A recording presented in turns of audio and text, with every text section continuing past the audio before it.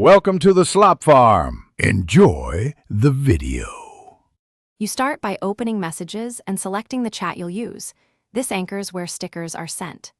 Tap the text field to bring up your keyboard, because stickers live on the keyboard in Samsung's ecosystem. If you see a different keyboard, switch to Samsung keyboard using the keyboard selector in the navigation bar. This ensures the sticker panel is available. Once done, look for the sticker or emoji icon near the text field. Tap it to open the sticker area, and make sure stickers are enabled. Now you're in the sticker panel, and you need to find your saved packs.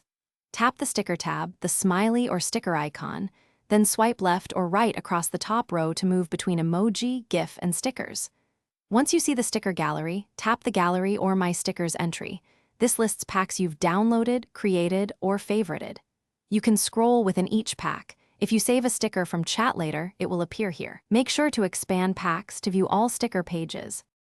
To finish, tap any saved sticker to send it immediately, quick and direct.